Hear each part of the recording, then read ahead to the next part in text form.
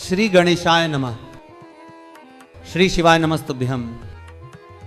महापुराण की कथा कहती है महाराज, पूर्णिमा का जो चंद्र है ना, वो विशालकाय है और उस चंद्र की पूर्णता में ही हमारी अभिलाषाएं भी पूर्ण होती हैं।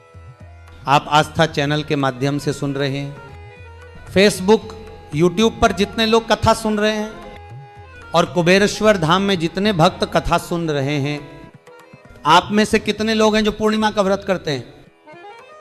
जो माताएं करती हैं जरा हाथ उठाइए।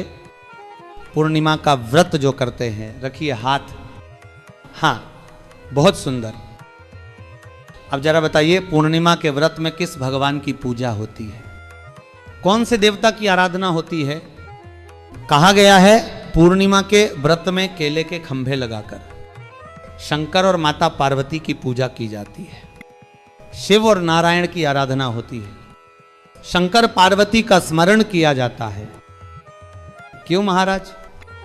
क्योंकि शिव और पार्वती ही तो हैं जिन्होंने अपूर्ण लक्ष्मी को भी पूर्ण बना दिया था। अगर आप पूर्णिमा के दिन शंकर भगवान को एक लोटा जल समर्पित करते हैं, सफेद पुष्प अर्पित करते हैं, तो यह लक्ष्मी के लिए ही करते हैं। और कौन सी लक्ष्मी? पूर्ण लक्ष्मी। कथा कहती है महाराज, एक बार भगवान विष्णु के समक्ष लक्ष्मी मैया को थोड़ा अहंकार आ गया। कहने लगी, नारायण, संसार आपका नाम जपे, पर बिना मेरे संसार चल ही नहीं सकता। भगवान विष्णु बोले, लक्ष्मी ये तो गलत है, संसार मेरे बिना नहीं, पर तेरे बिना भी नहीं रुकेगा। लक्ष्मी जी बोली, प्रभु क्या आपने मुझे अपूर्ण कहा? भगवान बोले, हां तू अपूर्ण है। और माता लक्ष्मी के नेत्रों से अशुभ निकले। रोती हुई लक्ष्मी सरस्वती के पास पहुंची। सरस्वती ने पूछा, क्या हुआ सखी? लक्ष्मी बोली, मेरे पति ने मुझे अपूर्ण कह दिया। सरस्वती ने कहा, चल चल मेरे साथ, आज पार्वती के पास चल। और दोनों पहुंची माता पार्वती के दरबार में। माता पार्वती ने देखा लक्ष्मी रो रही हैं। पूछा, क्या हुआ बेटी?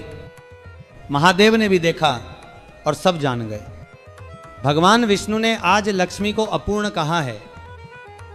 अब देखिए भक्तों, माता पार्वती क्या करती हैं? माता ने अपनी गोद में बैठे गणेश जी को उठाया और लक्ष्मी की गोद में रख दिया।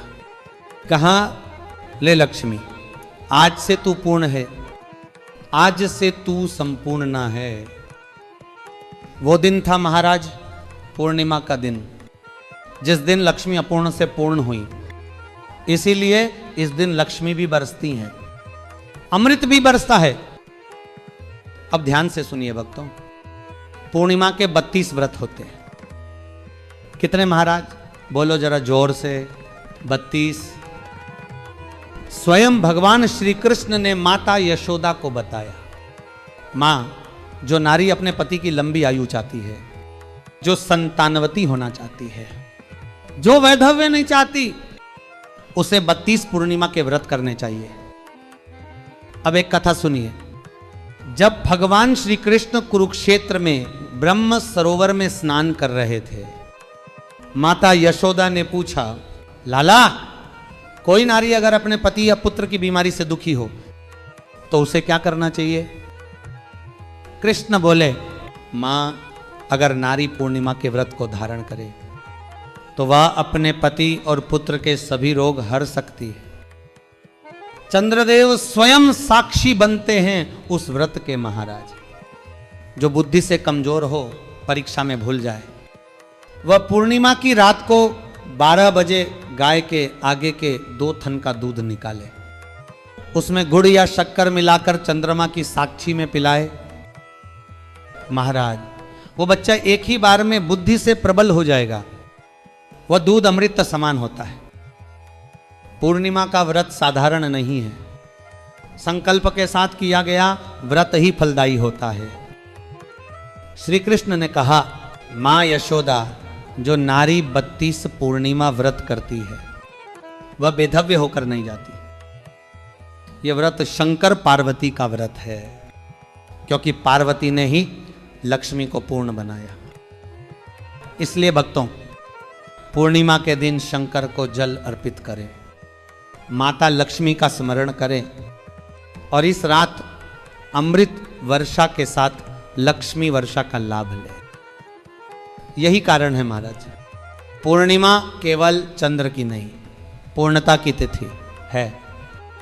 जहां श्रद्धा है वहां सिद्धि है, जहां व्रत है वहां वरदान है, और जहां शिव शक्ति का मिलन है वहां लक्ष्मी स्वयं स्थायी हो जाती है। जय श्री महादेव, जय माता लक्ष्मी।